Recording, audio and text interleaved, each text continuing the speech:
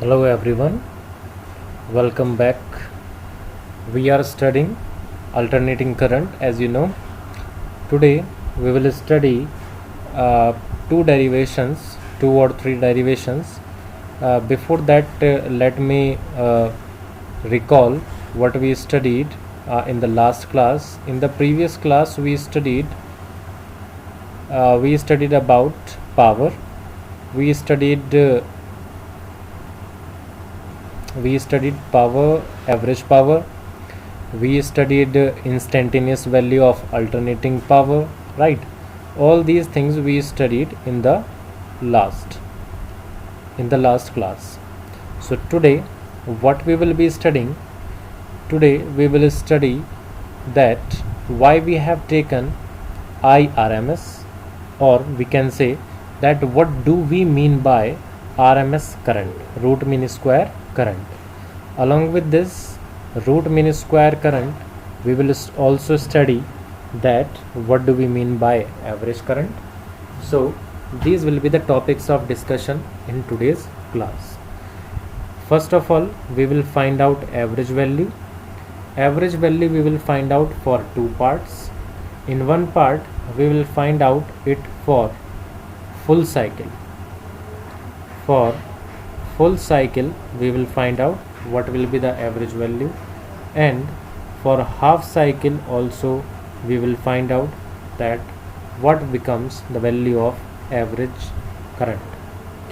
Then we will find out the value of IRMS, because IRMS we can find out only by taking help of I average, right? So let us start today's class, and without wasting time, start doing derivation for average current. So our today's topic is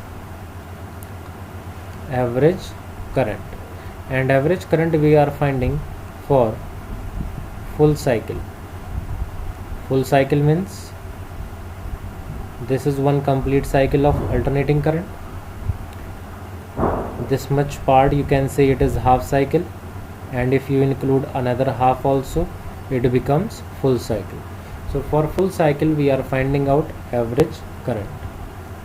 To study average current, you must know the formula to find out average value of any quantity. The formula for to find out average value of any quantity is by taking integration.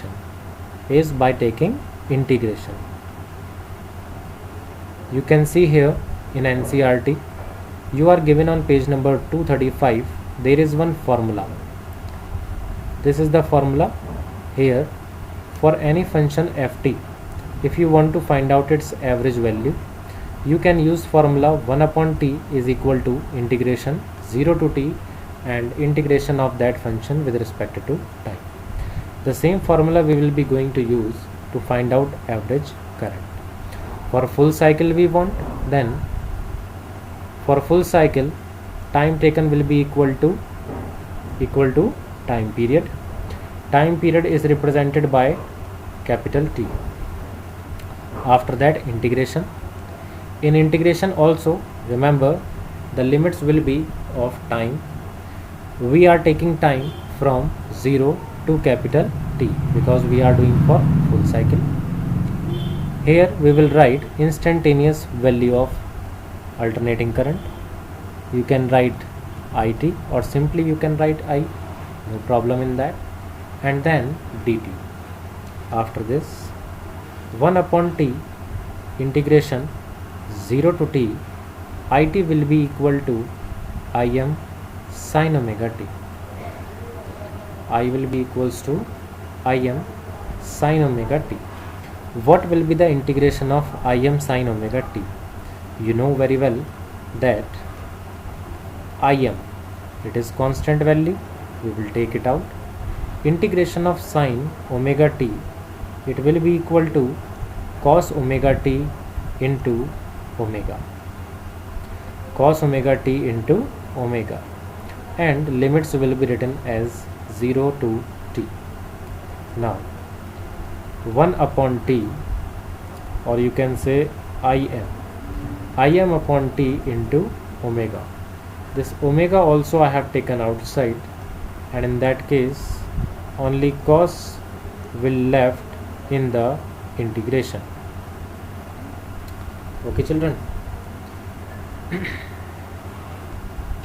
Children, we need to stop here, as I can see we did one mistake here. What is mistake? First, the integration of sine omega t, it will be minus cos omega t, and second thing is it will not be minus cos omega t into omega, it will be minus cos omega t upon omega. So this omega in the next step will not come in the denominator, it will come in the numerator. Sorry, it will come in the denominator, not in the numerator. Like this it will come. After that you can put the value of small t. First you can put as capital T and then 0. That means after keeping limits you could get, and after solving whole of these things you can have here Im upon 2 pi. Remember, the value of omega is 2 pi upon capital T. Inside bracket minus also again it will come here, minus cos omega capital T, minus minus becomes plus. Now cos 0. When you put t is equal to 0, everything becomes 0. Im upon 2 pi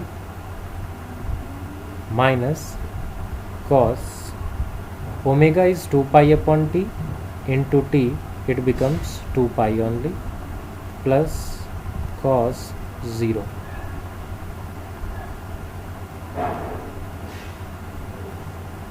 Im upon 2 pi, it will be 0 plus, sorry, not 0, don't know what is happening today,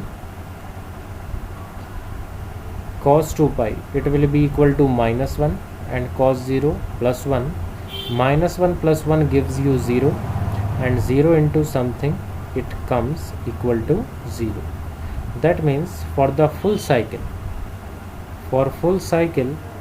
average value will be equal to 0. Average value of alternating current. Average value of alternating current comes equals to 0. You know why? Because whatever we have on one side, the same we have on the other side. That means on the negative side.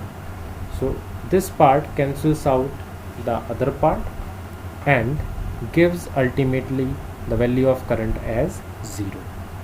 Now in the next case we will find out the value of average current, but not for full cycle, for half cycle. For half cycle, this derivation will be done by you, it will be your duty. I will only tell you the method, starting and the end.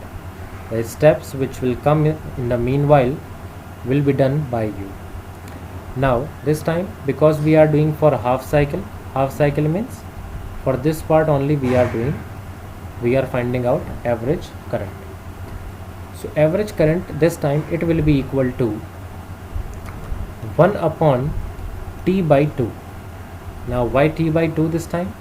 Because we are doing for half cycle, and for half cycle time period will be equal to t by 2. That's why t by 2. After that limit will also be from 0 to t by 2. Reason? Because time period is half.